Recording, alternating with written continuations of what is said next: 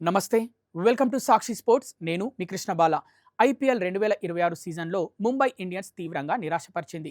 Hot ఫేవరెట్గా బరిలోకి దిగిన Mumbai Indians 14 మ్యాచ్ల్లో 4 మాత్రమే గెలిచి 10లో ఓడింది. దీంతో పాయింట్స్ టేబుల్లో 9వ స్థానంలో నిలిచింది.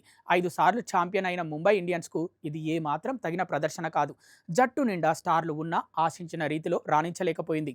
బ్యాటింగ్తో పాటు బౌలింగ్ వైఫల్యం ముంబై పతనాన్ని శాసించింది. ఈ పరాజయం నేపథ్యంలో ముంబై తమ జట్టును ప్రక్షాళన చేయనుంది. ఐపీఎల్ 2027 మినీ వేలం ఈ ఏడాది నవంబర్ చివరిలో లేదా డిసెంబర్ తొలి వారంలో జరిగే అవకాశం ఉంది. ఈ మినీ వేలానికి ముందు జట్టుకు భారంగా మారిన ఆటగాళ్లను ముంబై వదిలేయనుంది. ముఖ్యంగా కెప్టెన్ హార్దిక్ పాండ్యాతో పాటు ఓ 5గురి ఆటగాళ్లకు ముంబై గుడ్ బై చెప్పనుంది.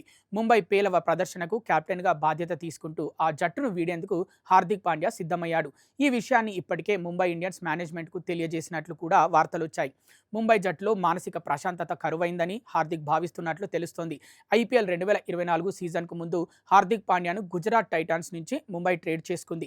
జట్టు భవిష్యత్తు కోసం రోహిత్ శర్మను తప్పించి హార్దిక్ పాండ్యాకు సారథ్య బాధ్యతలు అప్పగించింది. కానీ ఈ నిర్ణయం ముంబై కుంపముంచింది. అభిమానులతో పాటు ఇతర ఆటగాళ్లు హార్దిక్కు సారథ్య బాధ్యతలు అప్పగించడాన్ని జీర్ణించుకోలేకపోయారు.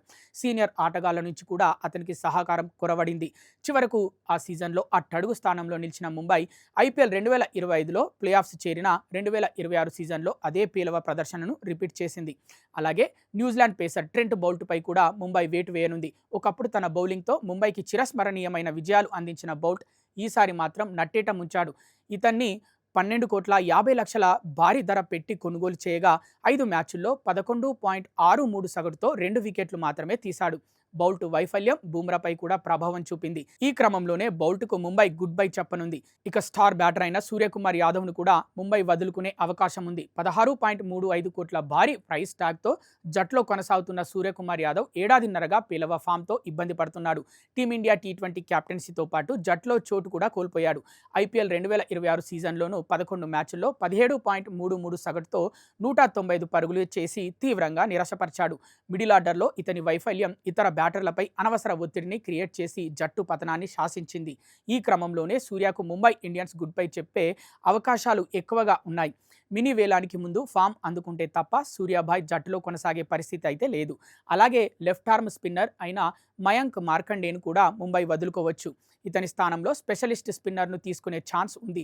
మొన్నటి ఐపీఎల్ సీజన్లో 3 మ్యాచ్లు మాత్రమే ఆడిన మయాంక్ మార్కండే ఒక్క వికెట్ కూడా తీయలేకపోయాడు.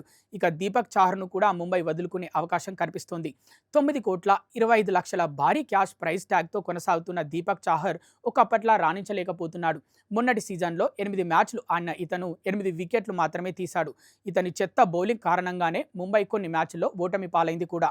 శార్దుల్ ఠాకూర్ జట్టులో ఉండటంతో దీపక్ చాహర్ను వదులుకోవడమే మంచిదని ముంబై భావిస్తోంది.